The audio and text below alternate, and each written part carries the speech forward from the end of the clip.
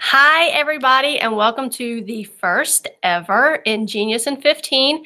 This is going to be a weekly 15-minute teacher interview with teachers in Pitt County who are doing amazing things in their classrooms with technology. Today, we have Heather Landreth. Hi. She is a kindergarten teacher at W.H. Robinson, and we are going to talk about SeeSaw.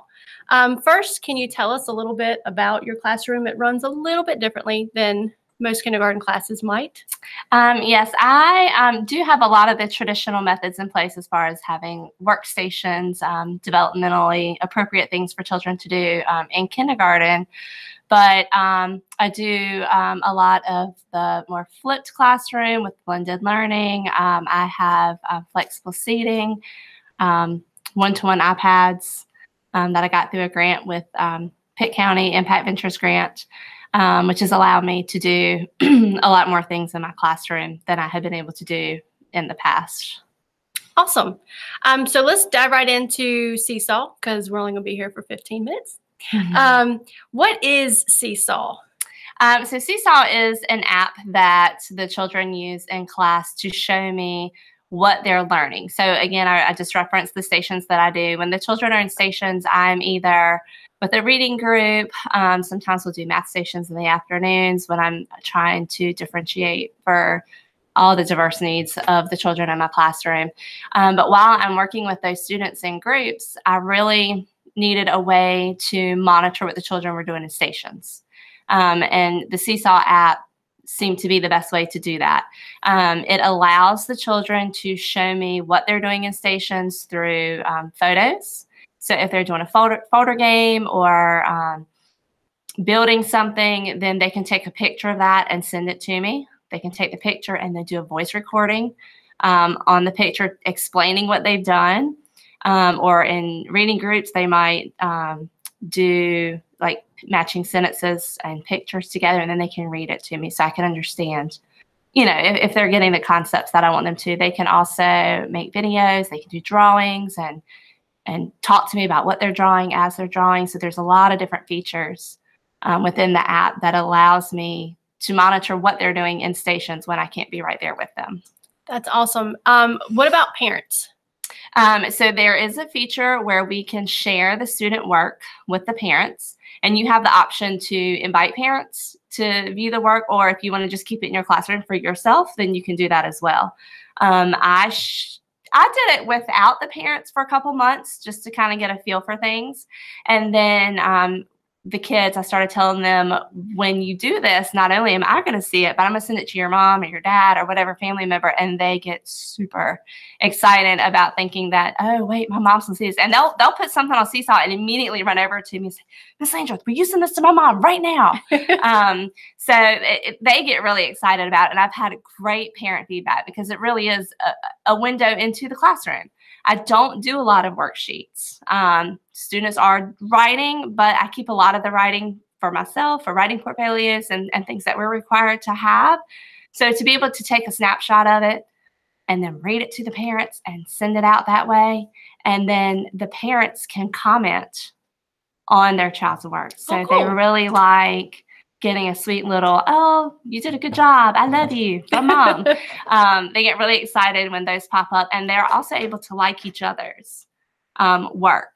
Can they comment on each other's work? They can't. I have not showed my friends how to do that yet because they get super excited about liking their friends' work, and they're very complimentary in class. So when I open that door, I know my notifications are going to blow up from all of the likes and comments that they're going to have. I did have parent concern one time. I failed to tell the parents that they could comment on each other's work or like each other's work. And so when parents stopped me at pickup one afternoon, she's like, somebody named Justin liked my daughter's work today, and I just want to know who that is. So I was like, no, he's in our class. It's okay. They're able to do that. And then, you know, once she found out it was completely secure and only the people I gave access to had access to it, then she was totally fine with it. Awesome. So sounds great. But I'm a really busy teacher with not a lot of time on my plate. How long does it take to get it set up and running? Well, my friends were already familiar with how to use iPads, just generally speaking. SeeSaw has some really awesome, I guess you would call them tutorials. They have lesson plans laid out for you. So if you wanted to sit down and read through all their lessons step by step, they tell you exactly how to implement it, how to introduce it, practice lessons and all of that with the children. That's not me. I learned through play. So Absolutely. I just went home and just started digging into it. And I was like, oh, I've got this. But then I got in class and I started showing them a few things. I don't, wait, I'm not sure. It was nice to go back and pull up that one lesson to say, oh, right, this is how I do it. But honestly, I mean, I think I spent 5 or 10 minutes showing the kids the features, and it just, there's a green plus button when they want to add, and they knew what the addition symbol looked like. So it was all relevant to what they had already learned. And I mean, one lesson and they were up and ready to run. So 5-10 minutes to set up your class and then you're ready to roll? Yeah. Yeah. If that? Mm-hmm. Cool. Very quick. Very quick. So we want to share with you some concrete ways that Heather is using SeeSaw in her class. So we are going to screen share real quick. Now, this is my first ever time doing this, so hang with me. Hopefully this is going to run very smoothly. Oh, that's the wrong button already. All right, we're going to share the screen and bring up Miss Landreth's class. All right, and Miss Landreth, if you want to go ahead and start telling us what's going on here. Okay, so in this first picture, this is one of our friends in her math station today. We're decomposing numbers, so she was using dominoes to show me the different ways to make 7 and starting to write those equations. As I scroll down, you see some other ways that friends have chosen to show how to decompose numbers. And most of these have not been approved. As you see down here at the bottom, nothing is sent to the parents or for other students to view until I approve it. And honestly, again, it takes like 5 minutes. The thing that takes the longest is when a child does a video and you need to take time to listen to what they're saying to see if it's appropriate. Over here, let's see, down the side, I have. All right, I'm looking at our preview over here, and there's a lag. Never mind. We good? I think we're good. Okay. Hopefully we're good. So up here, we have the class journal, which is all of the items that have been posted this year. And again, I didn't start using this until January. So I will choose, let's do Cadence, because I know he had some pretty awesome things to share. This is his work from today. While they were wrapping up, cleaning up stations, I went ahead and approved just a few photos that I could just look at real quick and tell that he had gotten the point, was able to share. This one is a video. We had studied the way things move in science. So their directions were to go off and make a video showing us the way things can move in reference to an anchor chart that we had made. And so here's Kylier. And you can't hear it, but he's going, I'm going around and around and around. So obviously he's able to show me that he knows one way to move. I really don't think this is showing because I'm looking at the recording over there. Technical difficulties here, friends. Let's see if I can. Also, videos, dropping. It's a delay. It's a delay. Okay, well, let's keep rolling then. Okay. Folder games, which I have tons of from my many years of teaching. But again, that's something that I've not ever been able to really go and check without having my assistant walk around with the little clipboard and checking friends off. Now I can see exactly what their thinking was. Let's see. I wanted to show you another he did. If I can find it. Here we go. So this is our pocket chart station, which I referenced earlier, where he had to read the sentence and then match a picture to that sentence. And he went in and he asked me, so can I read it to you? I don't think it's going to work. Let's see. Here we go. We have water. Do you see the So here he is reading what the pictures he just matched. He's going back and reading the sentences to me, which is one of their jobs. But again, how do you monitor that when you've got a group that you're working with? Another really cool feature me go ahead and go into this. Yeah, absolutely. Are the activities. Now, I only have 2 up here right now because I've already archived a few that I've done. SeeSaw has some already made that you can go in and use, but we wanted to do just a quick assessment of, did students know 2D versus 3D shapes? So you can see up here in this picture that we had just 3 of each type of shape laid out, and their job was to simply circle the 3D, X out the 2D. It literally took 2 minutes, and I knew whether or not my students understood 2D and 3D shapes. Super quick assessment. The other one you see here, the map of a playground, we were learning about maps, and students were to design their dream playground.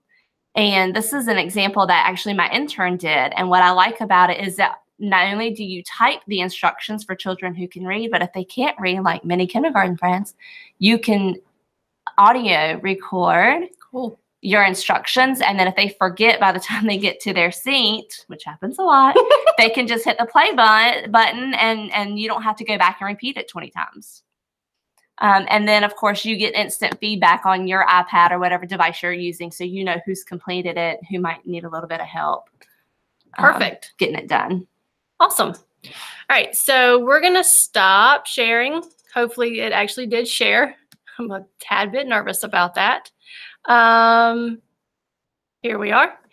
And just for closing, now we're starting in kindergarten here, but do you think that SeeSaw would be appropriate for other grade levels like middle school and high school?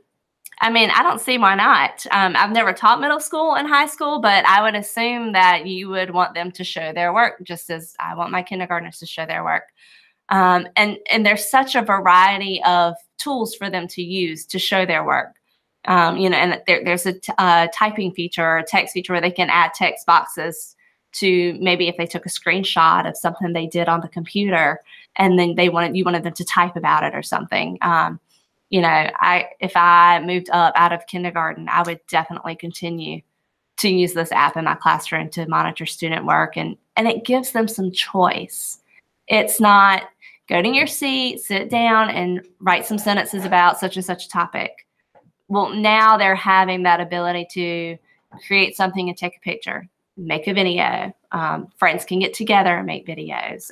It really brings in that creation piece that I really want students to be doing in my classroom versus, you know, worksheets and writing sentences. And I love the opportunity for reflection. I think that is something that we don't really give students a lot of time for. We don't take a lot of time for it ourselves. Right. And so the ability for them to upload their work, but then reflect on it, either through video recording, voice recording, or typing is another big piece. Thank you for watching. This was our first episode.